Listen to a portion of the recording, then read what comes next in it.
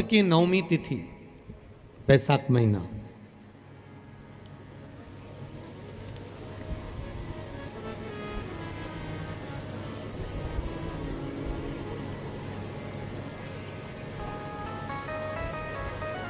पीला चंदन घिसकर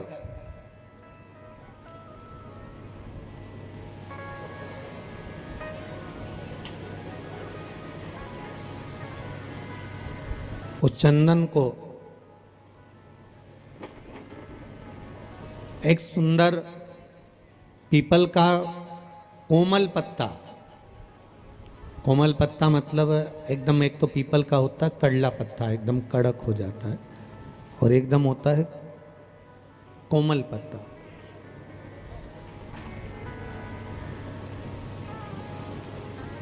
उस पीपल के कोमल पत्ते पर पीला चंदन घिसकर, जो वह चंदन होता है, उस चंदन को घिसकर उस चंदन को उस पत्ते पर रख लें। और महाराज उस पत्ते को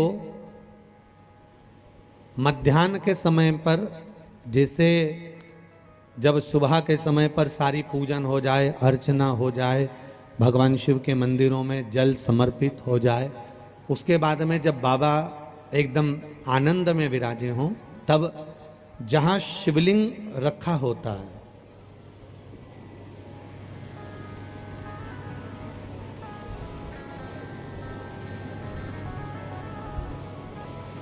जैसे ये शिवलिंग है और ये कटी भाग जहां शिवलिंग रखा हुआ है, इस कटी भाग पर जहां शिवलिंग रखा है उसके पास में ही 3 उंगलियों से चंदन का लेपन उस कटी भाग पर करना है।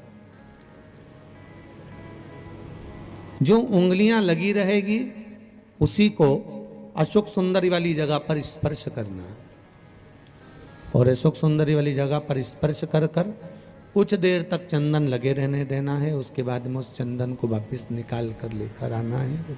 कटी भाग पर जो लगाया गया है उसको भी निकाल कर वापस लेकर आना है। फिर बाबा का स्नान नहीं कराना है, केवल चंदन लेकर आना है, उसी पीपल के पत्ते पर रखकर। एक डिब्बी में उस चंदन को आप रख लीजिए। कुछ दिन, जिसकी नेत्र ज्योति कमजोर है, चश्मा लग रहा हो, श्रवण शक्ति कमजोर हो, सुनाई कम दे रहा हो, उसके कंठ से इस ठोडी तक उस चंदन का तिलक लगाना प्रारंभ कर दीजिए, और नेत्रों के नीचे थोड़ा सा वो चंदन लगाना प्रारंभ कर दीजिए। लगभग 20 से 22 दिन तक आप उसका प्रयोग करिए, और एक रुद्राक्ष का जल शिव को समर्पित कर कर उस जल का आचमन करना प्रारंभ कर लीजिए। लगभग 22 दिन लगेंगे। धीरे धीरे फिर जाकर डॉक्टर को जांच करा लेना, नेत्र की ज्योति बढ़ना प्रारंभ हो गई है। पर विश्वास के साथ में, भरोसे के साथ में, क्योंकि सबसे मूल अगर कुछ है तो विश्वास मूल है। मानो तो मैं गंगा मां हूं, और ना मानो तो बहता पानी। अगर आपका विश्वास प्रबल होगा, भरोसा अगर प्रबल होगा, विश्वास अगर प्रबल होगा तो भगवान मिलेगा, और अगर विश्वास नहीं है तो परमात्मा नहीं मिल सकता।